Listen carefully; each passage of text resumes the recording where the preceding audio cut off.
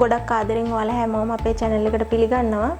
ඉතින් අදත් කියලා දෙන්න වෙනද වගේම රසවත් කෑමක් වැව් මාළු හින්දෙන්න රසට හදාගන්න විදිය තමයි අද කියලා දෙන්නේ.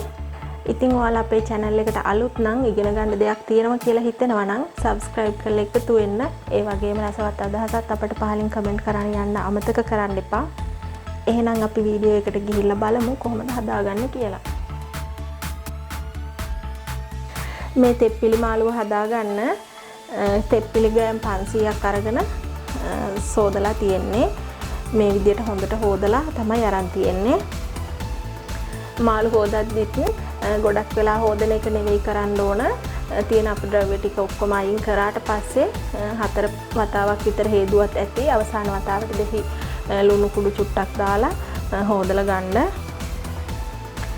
ඊට පස්සේ අරන් තියෙනවා රතු ලුණු බික් 7-8ක් අරගෙන කපාගෙන තියෙනවා.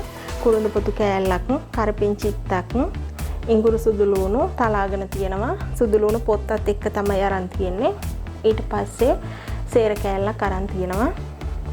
ඊට පස්සේ සියඹලා ඉස්මාරන් තියෙනවා ඇඹුල් හැටියට. මෙතන මම මේ ටිකට ගැලපෙන විදියට සියඹලා 6කට 7කට විතර වතුර වැඩිපුර දාලා තමයි දිය කරගෙන තියෙන්නේ. ඊට පස්සේ අරන් තියෙනවා ගම් මිරිස් කුඩු, උළුහාල්, මිරිස් කුඩු, කහ කුඩු, බෙදපු 3-5 කුඩු, ලුණු කුඩු, පොල් තෙල් චුට්ටක් අපට ඕන වෙනවා. ඊට පස්සේ මුලින්ම භාජනයක් ලිපේ තියාගෙන අපි ඒකට තෙල් ටිකක් දාගන්න ඕන.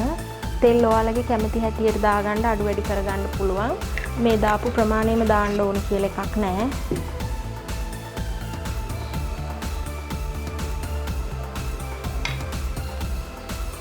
ඊට පස්සේ තෙල් ටික ඔය විදිහට රත් වීගෙන එනකොට අපි තලාගත්ත ඉඟුරු සුදු ලුණු දානවා.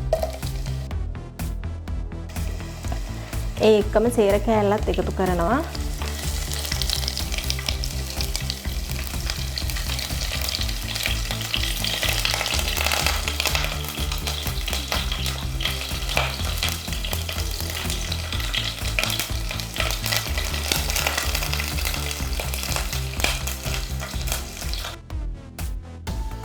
මේ විදිහට බැදීගෙන එනකොට මම මේ අනිත් දේවල් ටිකත් එකතු කරනවා. කපාගත්ත රතු ලුණු, කරපිංච ටික, කුරුදු කෑල්ල දානවා. ඊට පස්සේ ඒකට මම උළුහාල් ටික එකතු කරගන්නවා. මම මේ බැදගත්ත නැති උළුහාල් තමයි දාන්නේ. ඒ නිසා උළුහාල් ටිකත් එකතු කරගත්තා.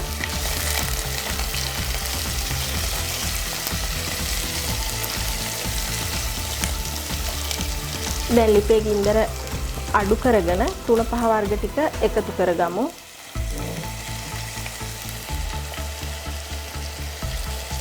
මම මිරිස් කුඩු එකතු කරගන්නවා හැඳි 2ක් විතර.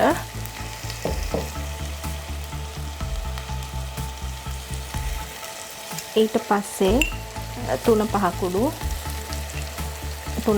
එකනොත් හැඳි 2ක් එකතු කරා. මම 3-5 කුඩු එක ගැන ගොඩක් වීඩියෝ වල කියලා තියෙනවා. ඒක කියන්න හේතුව තමයි කරාඹු නැටි එනසල් වගේ දේවල් එකතු කරන්නේ නැති නිසා කෙනෙක් හිතන්න පුළුවන්, නොදන්න කෙනෙක් හිතන්න පුළුවන් මස් මාළු වගේ දෙයක් උයදී ඒ දේවල් ඕන වෙන්නේ නැහැ කියලා. ඒ නිසා තමයි විශේෂිත 3-5 එකට මේ හැම දේවල්ම දාලා තියෙනවා කියලා නිතරම මතක් කරන්නේ. ඊට පස්සේ ගම් මිරිස් කුඩුත් මම තේ හැඳි 2ක් එකතු කරනවා. ඒකටම කහ කුඩුත් තේ හැඳි භාගයක් විතර එකතු කරා.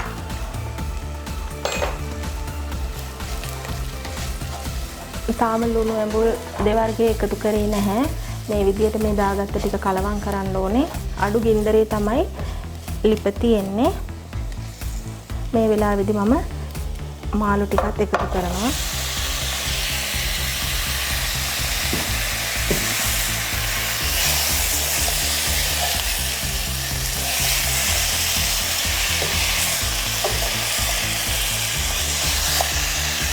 මාළු ටික නිදහසේ කලවම් කරන්න පුළුවන් මේ වෙලාවේදී විතරයි.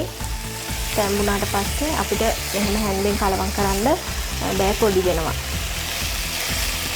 ඔය විදිහට කලවම් වුණාට පස්සේ මම සියඹලා බොර ටික එකතු කරගන්නවා.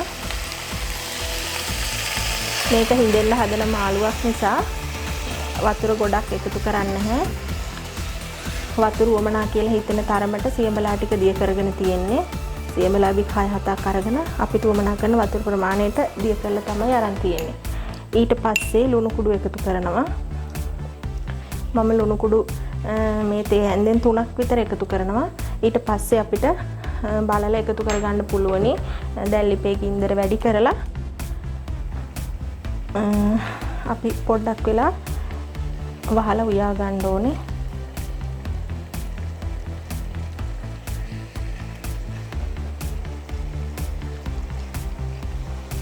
හැන්දෙන් කලවම් කරන්න අමාරු වෙන වෙලාවට මෙන්න මේ විදියට ඇතිලි හොලවලත් අපිට කලවම් කරගන්න පුළුවන්.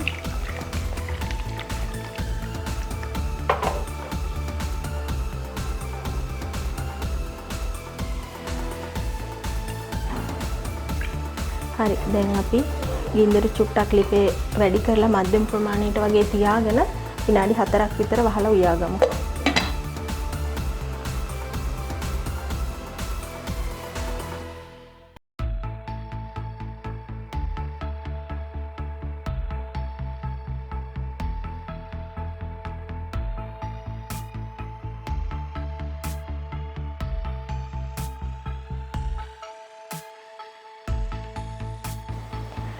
දැන් මේ විනාඩි 4කට පස්සේ මම දැන් ඇරලා බලන්නේ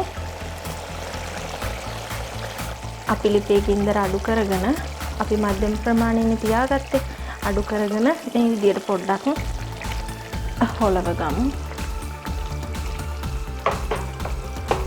හොලවලා බොහොම පරිස්සමින් මේ කෑලි පොඩ්ඩක් අපි අනිත් පැත්ත හරව ගමු.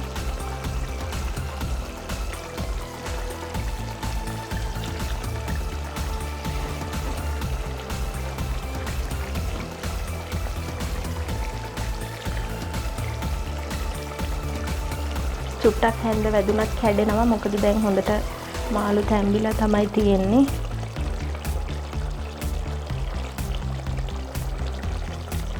අනිත් පැත්ත හැරවගත්තේ නැතත් ගැටලුවක් නැහැ. මේ ඒත් ඉතින් මම මේක හරව ගන්නවා.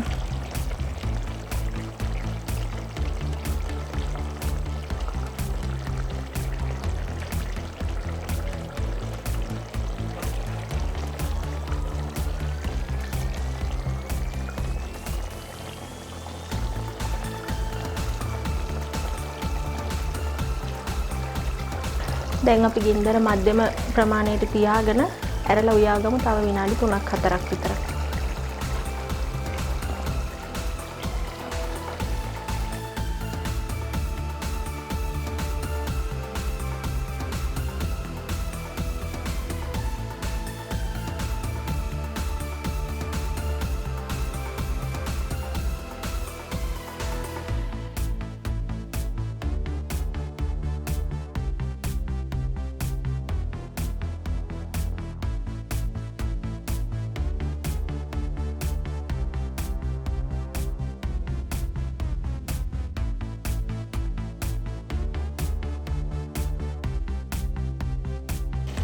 දැන් මේ විනාඩි 4කට විතර පස්සේ හොඳට මාළු එකේ ඉස්ම ටික හිඳිලා තියෙන්නේ.